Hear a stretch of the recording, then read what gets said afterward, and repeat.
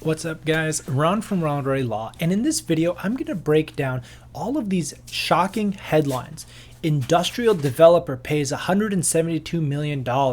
They're buying land at over $1 million per acre, and this is for vacant land with no buildings and no income at all. How do these developers make money on these massive purchases? We're going to break down what the economics look like for, even as we go into a little bit of a recession. How does Brookfield pay $72 million for 40 acres of land in Southern California, $1.8 million for empty land? So let's break this down a little bit.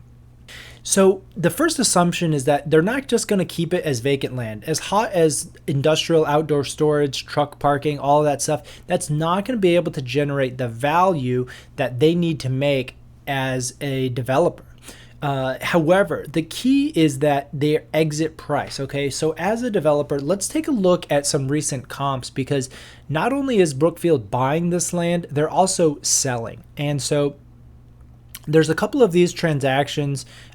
Staley Point Capital and Bain, they bought these for $21 million. Well, this is a single 100,000 square foot property in Brea, California.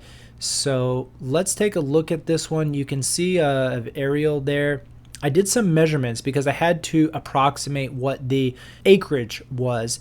And for this one, it's about 5.5 acres. Unfortunately, California doesn't give good access to the county assessor records. You've got to get physical documents, or you got to pay to get access. So I'm going off of Google here. It's a pretty traditional industrial park. You know, it's fully leased. I'm sure the rents are sky high, but at the end of the day, what I want to convey is what they're buying and the price per acre that they are ultimately selling. Okay, so Staley Point Capital and Bain Capital sell that same building that I was showing you earlier. They sold this Cliffwood Park, as well as they sold this one, Painter Avenue. And again, this is just kind of a big nondescript industrial building.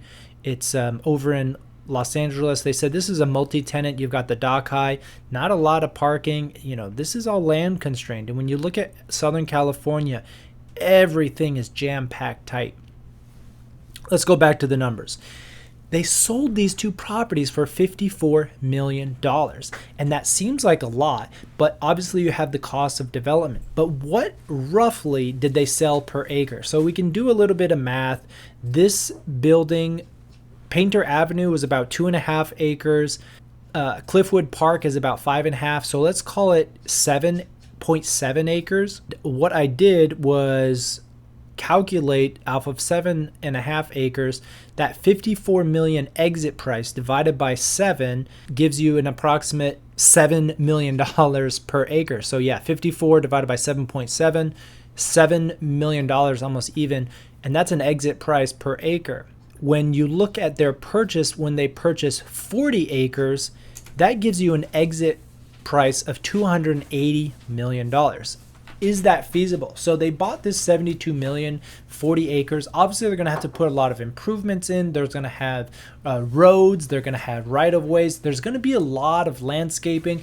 There's things that they have to put in that are not saleable square footage. But I think that those two buildings do represent something reasonable, that if they can buy this for 1.8 million, if they could exit between the 6 and 7 range, those represent typical developer spreads. The only reason I think that this jumps out at us is because of just the base number. This is a huge basis to be buying. But as a developer, if you paid $72 million for 40 acres, if you spend another 140, so roughly 2/3 of the cost on improvements, you're at what, 210?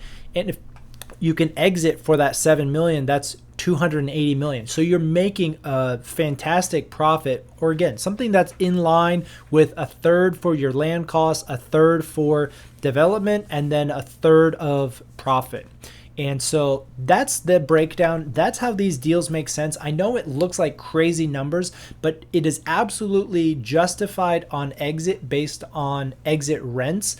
The question as a developer is, can you build it? Can you deliver this product, and can you lease it up? But the exit is certainly feasible, and it's penciling out for a developer like Brookfield, if you've got the cash, these are the size deals you've got to buy. So if you enjoyed that breakdown, smash the like button, subscribe for more commercial real estate content.